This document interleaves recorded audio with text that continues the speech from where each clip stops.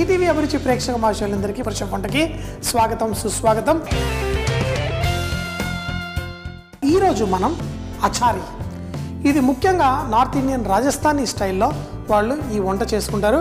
దాన్ని నేను బీరకాయతో చేస్తున్నాను.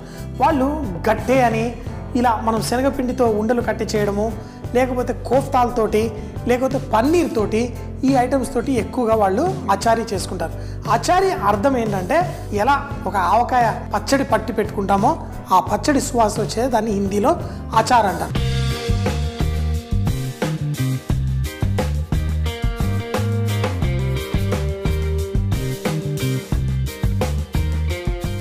నార్త్ ఇండియన్ పచ్చళ్ళు చూసుకుంటే అందులో వాళ్ళు ఆవాలు, అలాగే ధనియాలు, మీరు చూడండి ఈ ఫ్లేవర్ అంతా మీకు తర్వాత అర్థమవుతుంది. అలాగే ఇందులో మెంతులు మనకి ఆ చేదుని ఆ టేస్ట్ని తీసుకొస్తుంది, కొంచెం పులుపు దాంట్లో వేసి.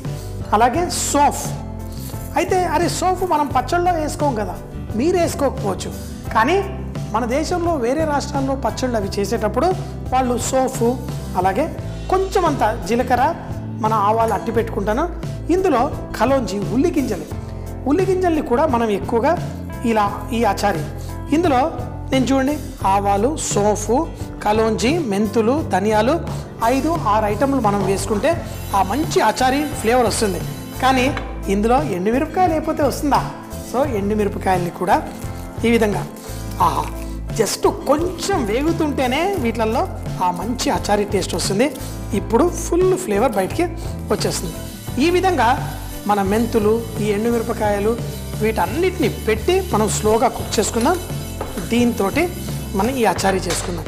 దీన్ని మనం లైట్గా వేయించి, ఒకటి మీరు మిక్సీ గ్రైండర్లో వేసి లైట్గా పొడి చేసి వేసుకోవచ్చు, కానీ నాకు ఇలా దంచి వేస్తే చాలా బాగుంటుంది. కాబట్టి ఈ రోట్లో వేసి దీన్ని దంచాలి అంటే మనం దీన్ని చక్కగా వేగనియాలి. వేగి దాంట్లో ఉన్న తేమ ఏదైతే ఉంటుందో అది పూర్తిగా బయటికి వెళ్ళిపోయిన తర్వాత మనం దాన్ని రోట్లో వేసి దంచితే మనకి అవలీలగా పొడి అయిపోతుంది. ఇక్కడ కేవలం ఈ సువాసనకే మనకు ఆ మంచి అచారీ ఫ్లేవర్ వచ్చేసింది.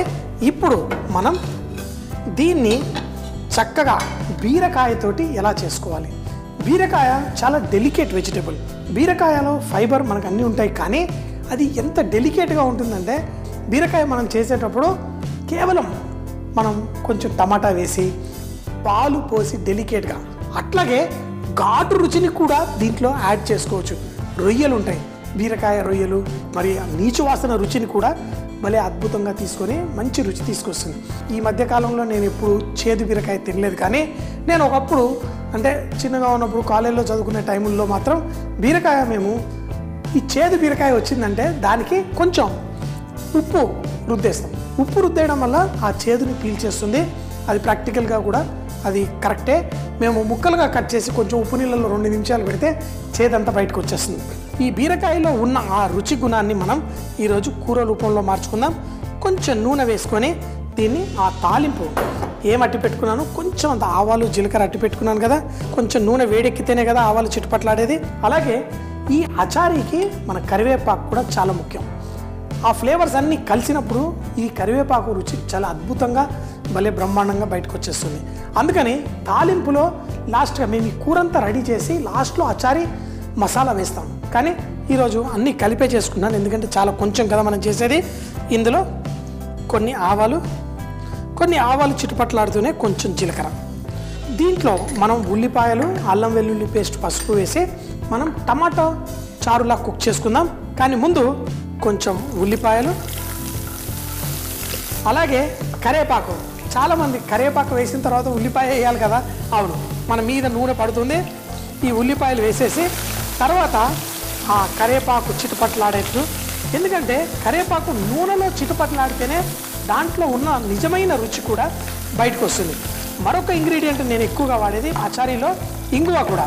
సో ముందు ఈ కరివేపాకు, ఉల్లిపాయల్ని లైట్గా వేయించుకుంటూ ఇందులో కొంచెం అల్లం వెల్లుల్లి ముద్ద, అలాగే మన పసుపు కొంచెం వేసి ఇప్పుడు దీంట్లో బీరకాయ ముక్కలు ఏవైతే ఉన్నాయో వేసి టమాటా ప్యూరీతో పాటు కుక్ చేసుకోవాలి.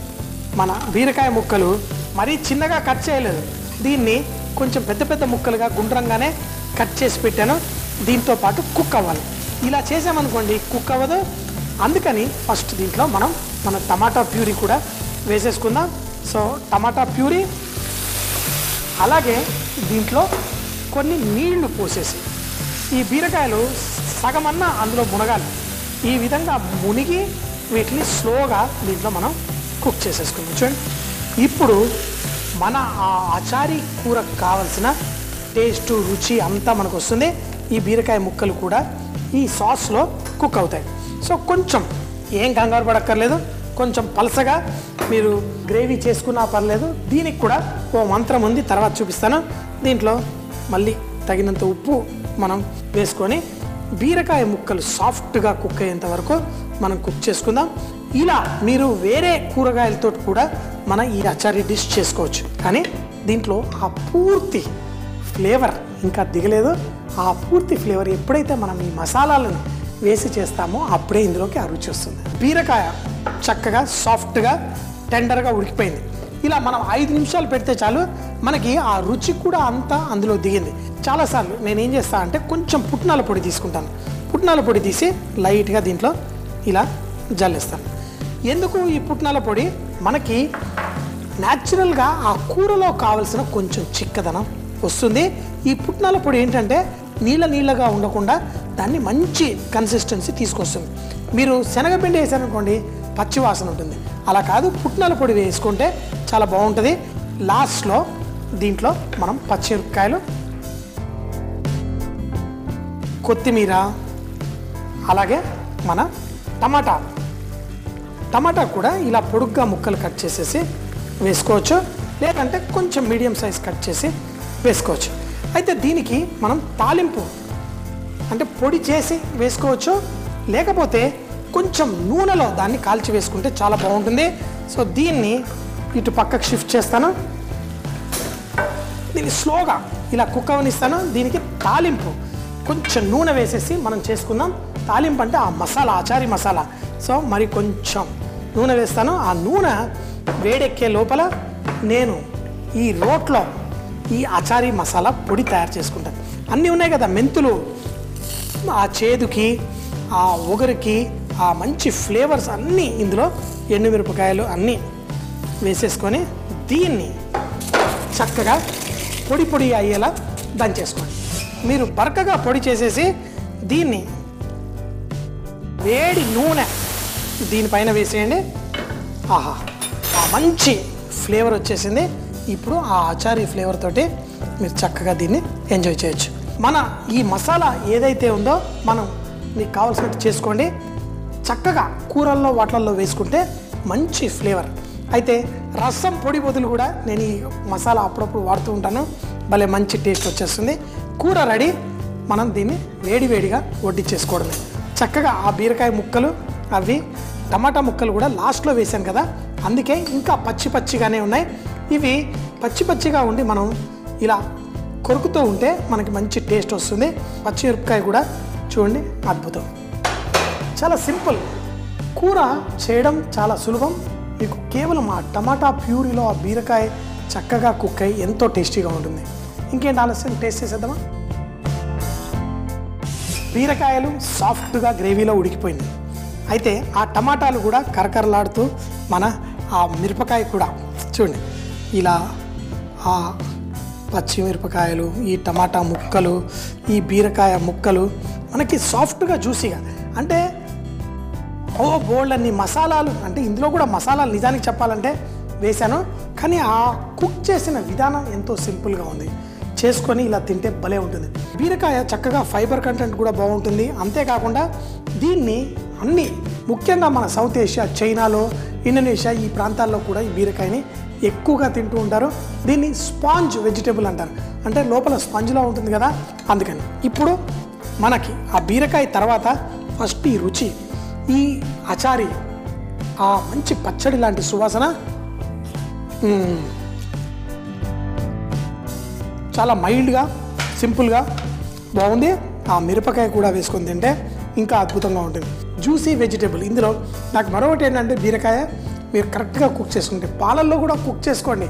ఆ పాలల్లో కుక్ చేసుకున్న తర్వాత తింటుంటే ఇలా ఒక మంచి స్వీట్ తిన్న ఆనందం, ఒక మంచి కూర తిన్న ఆనందం డబల్ కలుగుతుంది. సో చేసుకోండి, బీరకాయని సింపుల్గా అద్భుతంగా ఆచారీ స్టైల్లో చేసుకొని ఎంజాయ్ చేయండి.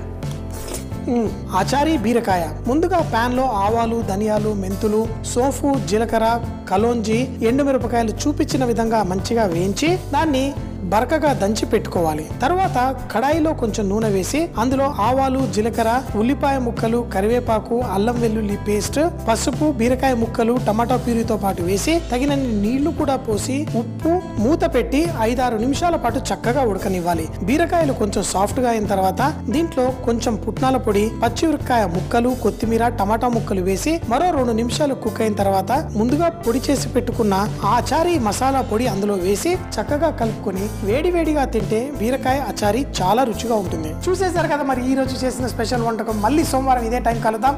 అప్పటిదాకా సీ యూ, బై బాయ్.